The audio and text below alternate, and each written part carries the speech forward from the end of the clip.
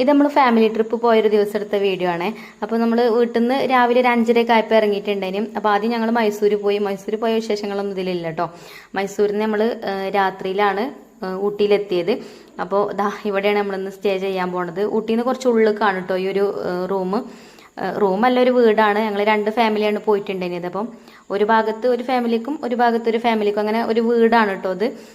അത്യാവശ്യം എല്ലാ സൗകര്യങ്ങളും ഉണ്ട് കേട്ടോ. നമ്മൾ ചെന്ന് കയറുമ്പോൾ തന്നെ ചെറിയൊരു ഹാളും അതേപോലെ തന്നെ ഒരു ബെഡ്റൂമും ഒരു കിച്ചണും ആണ് ഉള്ളത്. കിച്ചണിൽ ഗ്യാസും സ്റ്റൗവും ഒക്കെ ഉണ്ട്. അപ്പൊ നമുക്ക് കുക്ക് ചെയ്യണമെങ്കിൽ കുക്ക് ചെയ്യാം. അതേപോലെ അത്യാവശ്യം നമുക്ക് വേണ്ട പാത്രങ്ങളും കാര്യങ്ങളൊക്കെ ഉണ്ട്. അപ്പൊ ഇത് എന്റെ ഹസ്ബൻഡിന്റെ ഒരു ഫ്രണ്ട് ഇങ്ങനെ ബുക്ക് ചെയ്ത് തന്നതേനി കേട്ടോ. അതുകൊണ്ട് നമുക്ക് സുഖമായി അവിടെ എത്തിയപ്പോൾ തന്നെ റൂമും കാര്യങ്ങളൊക്കെ കിട്ടി. പിന്നെ മക്കളൊക്കെ നല്ല സന്തോഷത്തിലാട്ടോ. ഇവിടെ നല്ല തണുപ്പുമാണ്, നമ്മുടെ നാട്ടിൽ നല്ല ചൂടല്ലേ.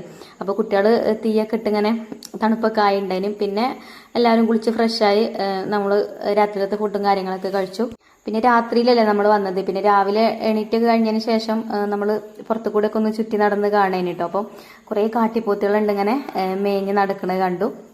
നല്ല വെയിലും ഉണ്ട് കേട്ടോ. പക്ഷെ നല്ല തണുപ്പുമാണ്. നല്ല വെയിലും നല്ല തണുപ്പൊക്കെ ആയിട്ട് നല്ലൊരു കാലാവസ്ഥ കേട്ടോ അവിടെ.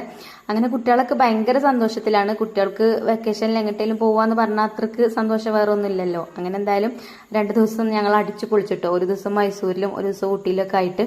അപ്പൊ എപ്പോൾ ഇതേപോലെ ട്രിപ്പ് പോവാന്ന് വിചാരിച്ചാലും ഒന്നും നടക്കലില്ല. അപ്പൊ ഇപ്രാവശ്യം പെട്ടെന്നുണ്ടായ പോക്കുമാണ്. അതേപോലെ തന്നെ 2 ദിവസം നന്നായിട്ട് തന്നെ എൻജോയ് ചെയ്തു എല്ലാവരും. അപ്പൊ ഇവിടെ കിച്ചണൊക്കെ ഉണ്ടായതുകൊണ്ടേ കുക്ക് ചെയ്യാനൊരു പൂതി. അപ്പൊ ചായ ഉണ്ടാക്കാന്ന് വിചാരിച്ചിട്ട് ഞാൻ പാലൊക്കെ രാത്രിയിൽ കൊണ്ടുവന്നിട്ടുണ്ടായിരുന്നു. അപ്പോൾ ചായ ഉണ്ടാക്കാൻ പാലും വെള്ളമൊക്കെ അടുപ്പത്ത് വെച്ചിട്ടുണ്ട്. പിന്നെ ഒരടുപ്പത്ത് ചെറിയൊരു കുട്ടിയുണ്ട് കേട്ടോ നമ്മളൊപ്പം, ഹസ്ബൻഡിന്റെ ഫ്രണ്ടിന്റെ കുട്ടിയാണ്. അപ്പോൾ ഓനക്ക് പഴം പുഴുങ്ങി കൊടുക്കാന്ന് വിചാരിച്ചു.